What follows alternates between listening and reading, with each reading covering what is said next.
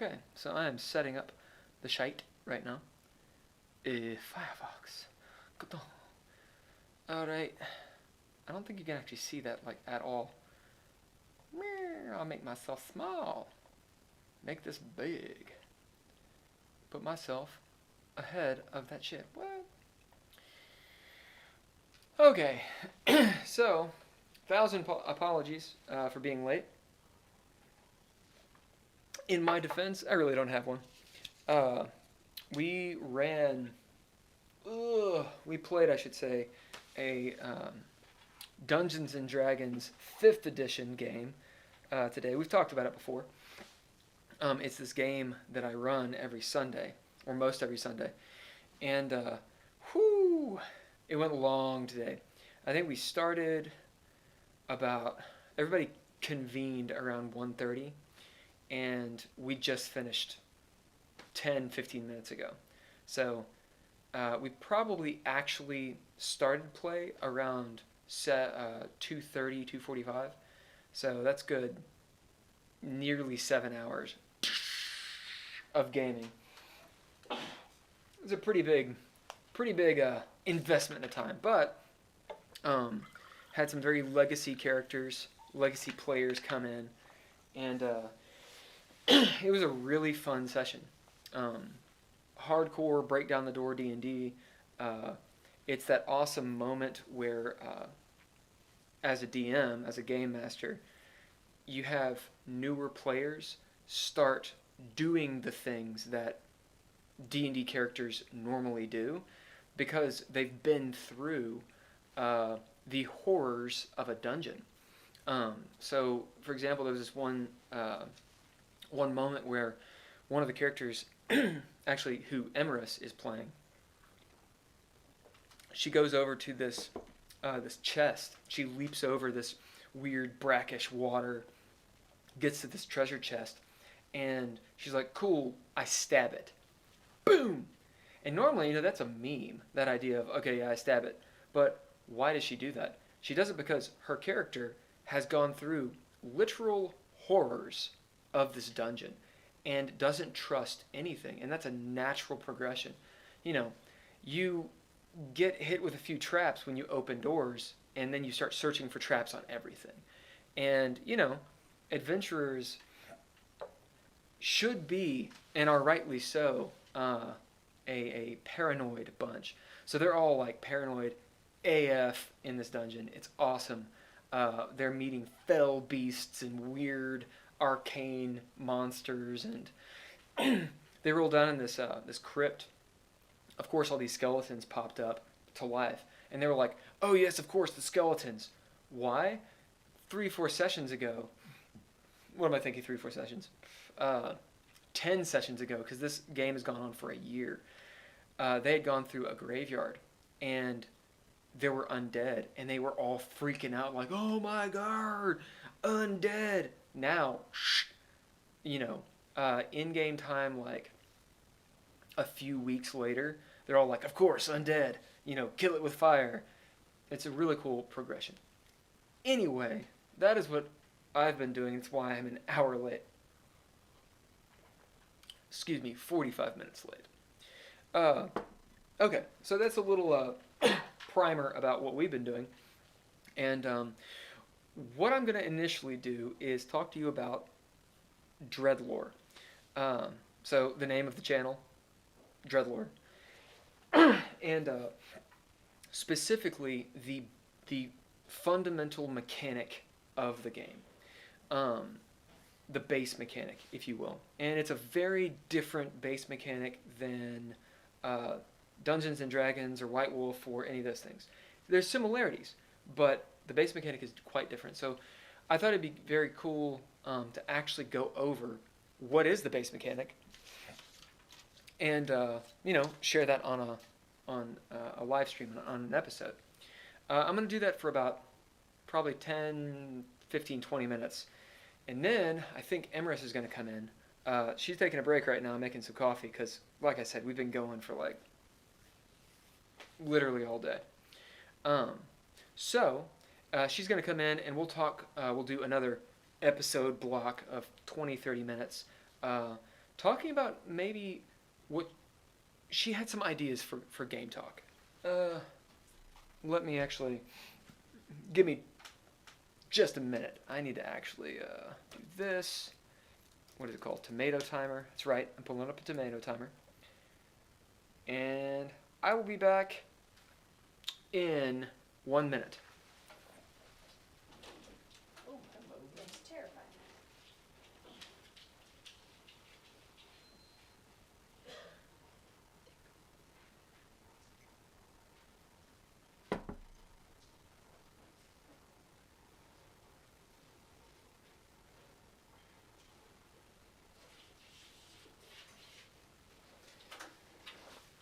Still have 30 seconds. All right, I'm getting on my notes. Should have had this before, but didn't. You're welcome to hang out and sit. I didn't know it was on. Yeah, it's on. Would you get me some coffee? Thanks.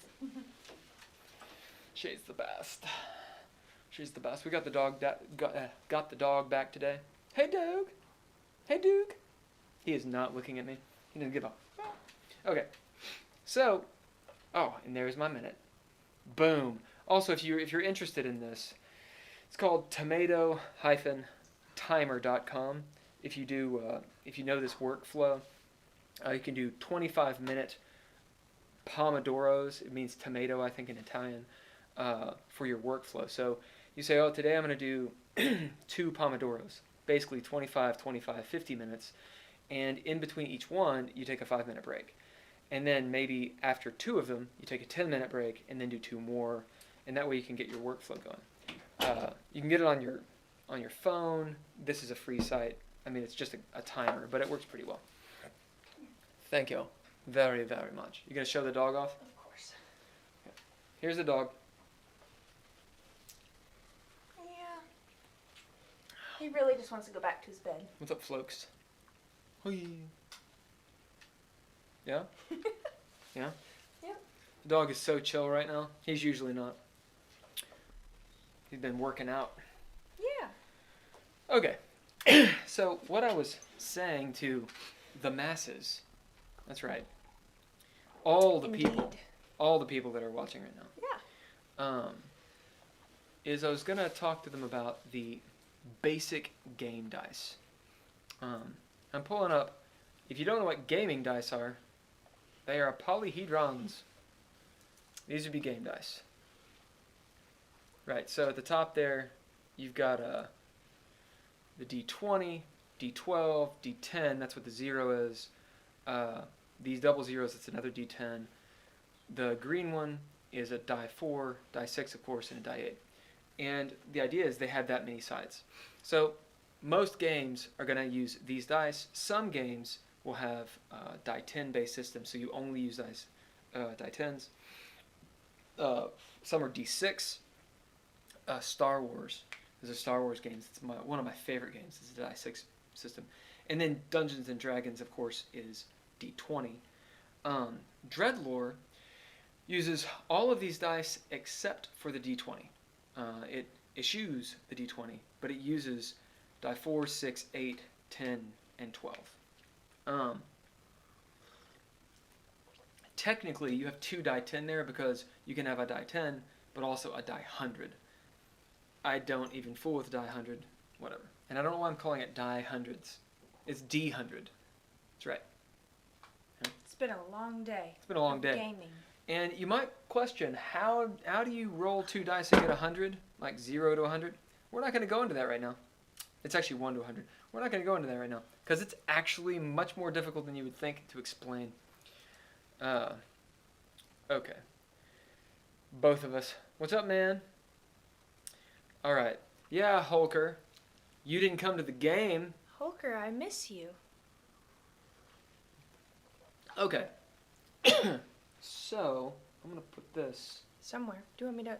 Yeah? No, because if we touch this, it'll resonate through the mic. Well, sorry guys, I'm a dick. I've been doing that with my coffee cup It this whole ain't time. nothing. What game? What game? Dungeons and Dragons, fool. You need to check the Discord, Hulker. Oh, you're still snowed in? Oh, yeah. Yeah, the weather here has been really good for those of you that, don't know anything about the weather here. I guess all over the country it's been It's been wild. really good. Yeah, like somebody has the touchstone or something. Right. We've been watching Stargate SG-1. Prepare yourself. Emyris is now a huge geek, as if she was not before. Yeah, there was really no hope to begin with, but Right. I've leveled up recently. All right, so where we are in this is I'm going to go through the DreadLore base mechanic, and then we're going to have a little bit of a game talk. I think I wrote our ideas down. We had like 2 really cool ideas. Or is that where they are? Maybe. Yeah. We probably should keep one for next time or whatever. Oh, down here? Yeah, no, that's both of them. Mm. Yeah. Yeah, both of these are good. Okay, the first one is gaming foreplay. That's how to interest and engage your players.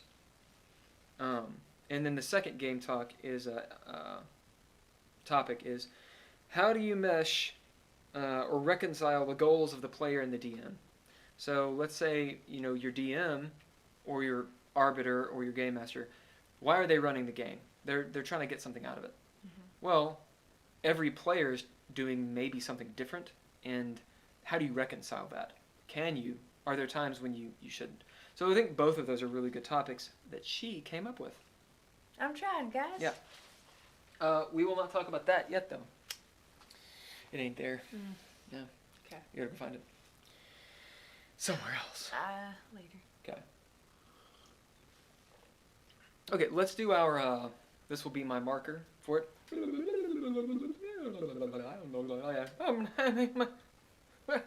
Okay.